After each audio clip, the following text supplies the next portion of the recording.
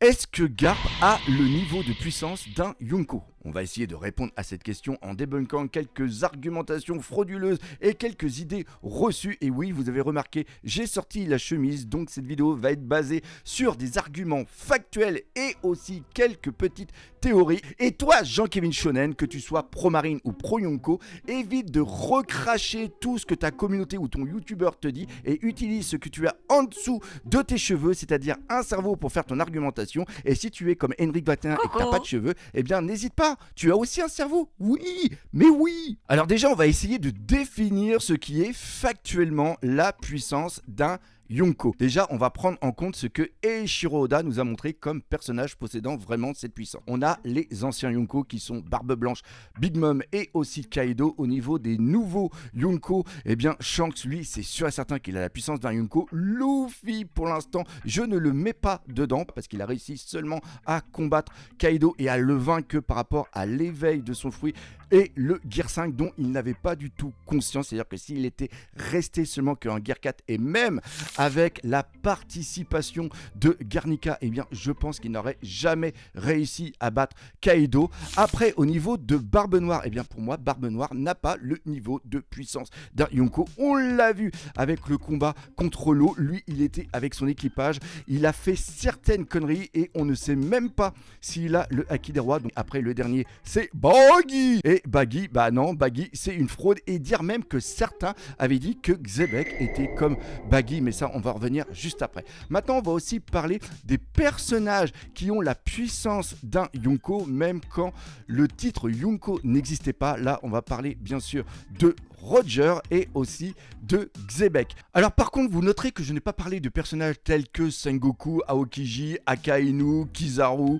Fujitora, Mihawk, Oden, Senji, Zoro, etc. Pourquoi? Parce que pour moi, pour l'instant, on n'a pas eu de signes visuels ou de signes narratifs qu'ils ont la puissance d'un Yunko, même si je pense que certains se rapprochent ou auraient carrément la puissance d'un Yunko. De toute façon, je ne sais pas si vous voulez, d'ailleurs laissez-le dans les commentaires, je vous ferai peut-être une tier list de la puissance des personnages de One Piece. Maintenant, on va voir les critères qui font que le personnage possède ou pas la puissance d'un Yunko. Premièrement, on va avoir le fruit du démon. Est-ce qu'il est éveillé? Est-ce qu'il le maîtrise bien? Est-ce qu'il fait des trucs absolument dingues avec celui-ci? Après, on a les différents acquis, que ce soit les acquis de l'observation, les acquis de l'armement qui vont être en forme éveillée. Est-ce qu'ils ont aussi le acquis des rois? Comment ils le maîtrisent? Comment ils le combinent avec les autres acquis? Et aussi sa force physique. Et enfin, est-ce qu'il a déjà combattu un autre Yunko? Et est-ce qu'il a réussi à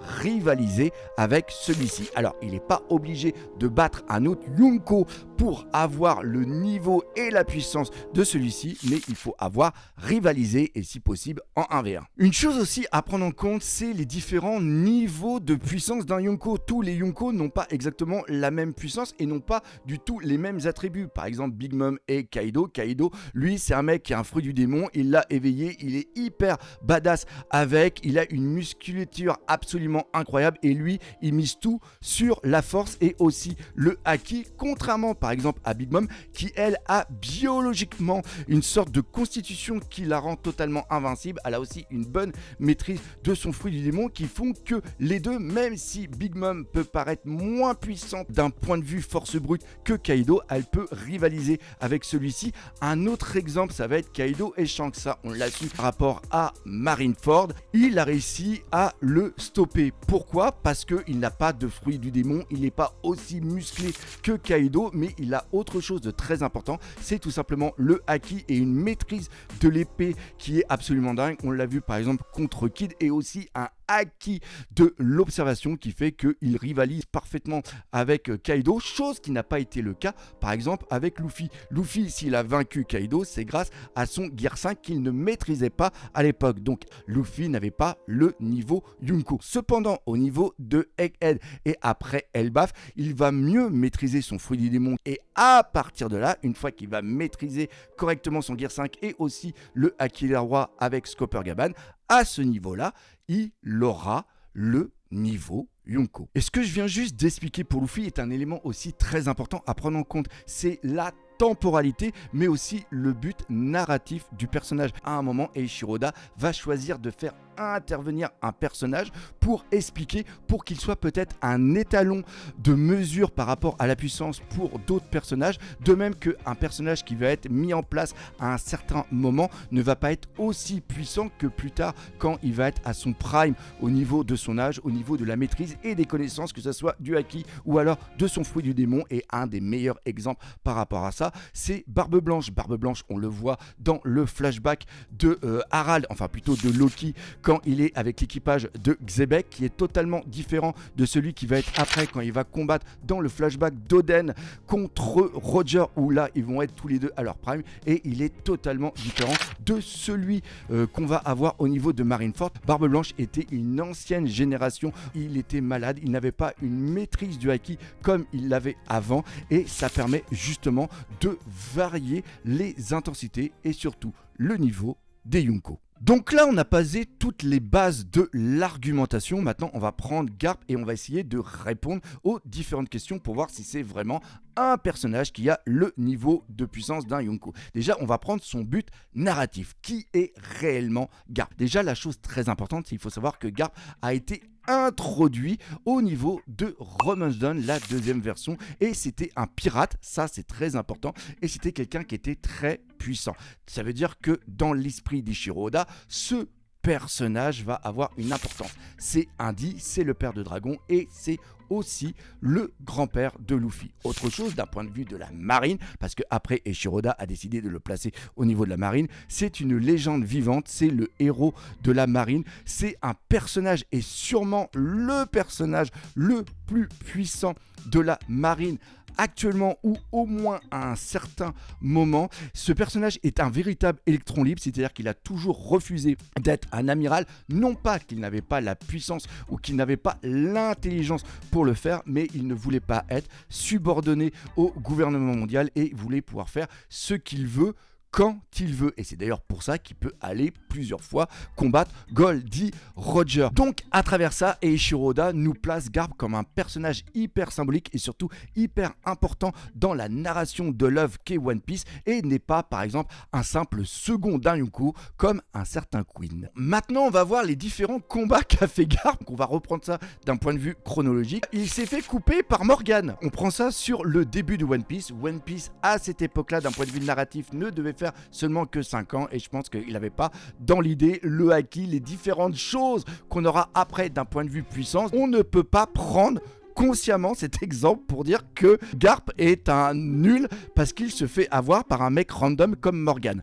Après, on a le passage au niveau de Enies Lobby. Il y en a certains qui vont dire que Garp il est complètement nul parce qu'il n'arrive pas à rattraper son petit-fils qu'est Luffy. Alors encore une fois, Garp à ce niveau-là sert de rapport étalon parce qu'on vient d'avoir une évolution au niveau des Mugiwara et de Luffy à travers tout ce qui se passe au niveau de la puissance sur Enies Lobby. Et à la fin, quand ils partent, on montre une sorte de différence de puissance. D'ailleurs, c'est à ce moment-là où on voit que Garp lance des boulets à main nue et lance carrément une grosse chaîne avec grosse boule juste après, et il laisse consciemment partir son fils. Il y a tout un rôle narratif justement ici de Eiichiro Oda. Après on a Marineford. Marineford est aussi très important. On le rappelle, ça date de 2010, ça a plus de 15 ans, et ici il fait plusieurs actions très importantes. Premièrement, il fout un coup à Marco. Après, il se prend un coup de la part de Luffy sans haki, sans rien du tout, et il tombe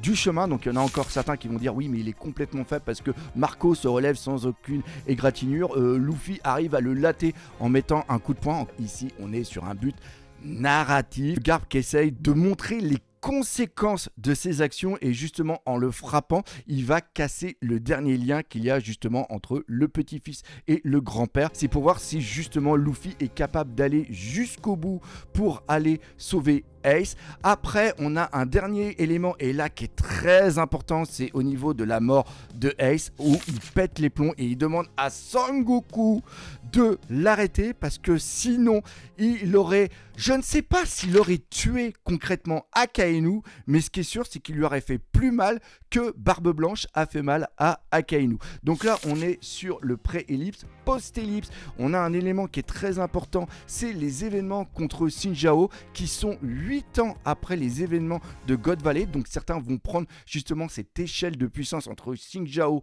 et Garp. Garp qui a dû s'entraîner pour pouvoir péter le front ou la tête de Xinjiao en détruisant des montagnes, et Xinjiao se fait quand même après avoir par Luffy. Donc il y en a certains qui disent que Luffy au niveau de Dressrosa est plus puissant que Garp à cette époque là, chose qui est totalement faux. Pourquoi? Parce qu'il faut reprendre encore une fois le but narratif. Pourquoi on a eu cet échange entre Xinjiao et Garp? C'est déjà pour montrer premièrement la rivalité, l'animosité qu'a Xinjiao envers Luffy, c'est-à-dire que Luffy étant le petit-fils de Garp, toute sa haine envers Garp est remis contre Luffy, mais c'est aussi et surtout pour montrer la nouvelle utilisation du Haki des rois qui vient accentuer la puissance en renfort de la puissance du Haki de l'armement. Et c'est justement d'un point de vue visuel, tout comme Katakuri sert justement à introduire l'évolution du Haki de l'observation. Après, on a les événements qui se passent au niveau de la ruche. Là, on est dans un temps qui est beaucoup plus présent, parce que ce qui se passe avec Xinjiao, c'était en 2015, donc c'est qu'il y a 10 ans. Encore une fois, il faut rappeler, en 10 ans, l'œuvre évolue énormément. Là, par contre, au niveau de la ruche, on est plus dans un temps présent au niveau de la narration et des idées des Shiroda. Et là, on a tout simplement la pure puissance de Garp face aux membres de l'équipage de Barbe Noire. Ce qui s'est passé avec Shiryu la pluie, il n'y a pas eu de combat, il l'a remis en place comme un enfant. On voit aussi la relation et le combat qu'il y a avec Aokiji. Et si vous voulez plus de détails là-dessus, eh bien n'hésitez pas à aller voir la vidéo que j'ai faite sur la puissance entre Aokiji et Shiryu la pluie. Oui, j'ai le droit de faire de la pub de mes vidéos dans mes vidéos. Je fais ce que je veux. Et enfin, c'est aussi pour ça que je fais cette vidéo. C'est lors du chapitre 1156, la passe d'armes qu'il y a eu entre Goldie Roger. Que là, ça y est, on voit qu'il y a le Haki. Et justement, on va en parler après pour les maîtrises du petit Garp, pour savoir s'il a le niveau puissance d'un Yonko. Est-ce que le Garp a les caractéristiques d'un point de vue biologique et aussi des maîtrises, que ce soit du Haki ou alors d'un fruit du démon, pour avoir la puissance d'un niveau d'un Yonko? Déjà, d'un point de vue biologique, il nous est montré depuis le début comme étant un personnage qui est hors norme. Encore une fois, on reprend ce qui se passe à la fin de Enies Lobby. Il est capable de totalement lancer des boulets à main nue, de maîtriser la chaîne avec le gros boulet juste au bout. Ce mec-là, c'est une grosse bestiace. Il est hyper gros, il est hyper fort, il est hyper tanké. Et il a aussi, d'un point de vue de la résistance, on le voit au niveau de la ruche, alors qu'il est vieux, il arrive à tanker des attaques. C'est absolument dingue. Donc, d'un point de vue physique, Garp a parfaitement les caractéristiques pour avoir le niveau de puissance d'un Yonko. Maintenant, d'un point de vue du fruit du démon, il n'a pas un fruit du démon. Donc, est-ce qu'il a autre chose? Et oui, il a autre chose. Il a ces putains de patates de forain avec une maîtrise du Haki de l'armement qui est complètement folle. Ce mec-là, il est comme Zoro. Pourquoi je dis qu'il est comme Zoro? Pas qu'il combat avec des katanas, mais il s'entraîne tout le temps. Même quand Roger il est mort, il continue toujours à s'entraîner. Ce mec-là, c'est un gros bourrin d'un point de vue de l'entraînement et d'un point de vue des capacités. Et ce mec-là est quand même aussi instructeur, donc ça montre aussi le level que doivent avoir les autres membres de la marine. On va parler peut-être aussi d'un petit Kobe un jour dans une autre vidéo. Mais ce qui est le plus important, même si ça ne nous avait pas été montré d'un point de vue visuel, c'est-à-dire le Haki des rois, quand il arrive au niveau de la ruche, et même quand on a vu des choses avant, il n'y a pas eu de ciel qui s'est ouvert, il n'y a pas de personnes qui sont tombées complètement évanouies. Pourquoi? Parce que Garp en a absolument rien à foutre. Et il a peut-être une utilisation du Haki des rois qui va totalement être différente de ce qu'on a l'habitude d'avoir. Pareil, on verra ça peut-être plus tard avec Scopper Gaban. Peut-être qu'il arrive à concentrer son Haki des rois dans un seul de ses points pour faire des patates absolument dingues et il n'a pas besoin d'aller ouvrir le ciel, il n'a pas besoin de faire évanouir les gens lambda. Pourquoi ? Parce que tout simplement, une fois qu'ils vont recevoir la déflagration, eh bien les mecs lambda, il n'y en a plus. Donc oui, je m'excuse, mais le Haki des Rois, il le possède bien. De toute façon, ça a été dit dans une vivre card. Et pour moi, d'un point de vue de la physionomie, de la biologie, de la puissance, du Haki, de la maîtrise de ce qu'il fait, et on l'a vu au niveau de la ruche, parce qu'encore une fois, Garp, à ce moment-là, n'est pas à son prime. Il est entre guillemets vieillissant, eh bien il arrive quand même à latter tout le monde. Et si Aokiji n'avait pas été là, entre autres, eh bien Garp serait peut-être reparti. Oui, il y a aussi eu le fourbe de Chirul Lapuy qui a attaqué par derrière. Mais ça, que voulez-vous que je vous dise ? J'ai parlé juste avant du prime de Garp. Est-ce que au moment du chapitre 1156, est-ce qu'on a un Garp qui est un prime ? On va parler un petit peu de la temporalité, mais aussi de la narration de la part d'Ishiroda à travers cette case. Cette case est aussi présente pour un but humoristique. C'est pour ça qu'ils ont une gueule complètement affreuse. Ce sont des mecs qui ont l'habitude de se bastonner tout le temps. Et c'est quelque chose qui continuera à se passer au fur et à mesure du temps. Ce qui se passe à ce niveau-là, c'est 20 ans avant la mort de Goldie Roger. Tels qu'on les voit sur l'image, ils ne sont pas à leur prime. Et même quelques années plus tard, quand ils vont combattre Xebec, Xebec sera sûrement plus puissant. Et peut-être pour ça qu'ils vont être obligés de s'allier tous les deux pour pouvoir vaincre Xebec. Mais ce n'est pas des maths, c'est pas parce que Garp et Roger combattent Xebec qu'ils valent chacun la moitié d'un Xebec. Non, ils ont quand même un certain niveau. Et on peut se dire que déjà à cette époque-là, ils ont déjà une bonne maîtrise de leurs compétences martiales, de leurs attaques, mais surtout de Haki. Et si ils ont dû aussi s'allier, c'est que dans l'équipage de Goldie Roger, on a Skoppergaban et Rayleigh, où on sait qu'ils ont une certaine maîtrise, mais on ne connaît rien encore du reste de l'équipage. L'équipage de Xebec, il y a des malades comme Chiki, Barbe Blanche, Kaido, Big Mom, tous les autres qu'on peut voir. Ce n'est pas n'importe quoi. Et la passe d'armes qu'on reprend dans le chapitre 1156 n'a pas le même but narratif que par exemple celui qu'on a vu au niveau de Harald et aussi de Xebec. Pourquoi ? Parce que Garp et Roger, on les connaît depuis longtemps. Donc d'un point de vue narratif, il n'est pas besoin de raconter cette puissance. Ce qui a besoin d'être raconté dans cette case, c'est la rivalité qu'il y a entre les deux et la même puissance qu'il y a au niveau de ces personnages et de montrer l'évolution sur le même chemin de puissance de Garp et aussi de Roger. Le combat qu'on a entre Harald et Xebec, c'est l'introduction de la puissance de ces deux personnages. C'est pour ça que le narrateur explique que le clash qu'il y a eu entre les deux a fait une aura où tout a été détruit sur 5 km. Ainsi, le spectateur, le lecteur, en lisant cette phrase, se dit putain, les personnages qui viennent juste d'être introduits sont des personnages qui sont très puissants. C'est justement la base étalon de la puissance pour ces deux personnages, exactement comme ce qui se passe au niveau d'Oden. On voit le flashback d'Oden à travers les yeux et la narration d'Oden, et à ce moment-là, on a deux personnages qui se combattent, qui sont Goldie Roger et Barbe Blanche, qui sont à leur prime, et il est nécessaire de montrer que ces deux personnages aussi ont l'habitude de s'affronter, qu'ils ont une estime entre eux, mais qu'ils ont surtout une même puissance, et c'est pour ça que ça va combattre pendant plus de 3 jours et que aucun des deux équipages, mais surtout aucun des deux capitaines ne va avoir l'ascendant l'un sur l'autre. Donc on peut dire factuellement que à ce moment-là, on a Goldie Roger qui est de la puissance de Barbe Blanche. Comme il y a une évolution qui a l'air graduellement identique entre les deux, on peut imaginer que à cette époque-là, juste avant la mort de Goldie Roger, c'est-à-dire 1 ou 2 ans, on peut avoir Garp qui a aussi la même puissance que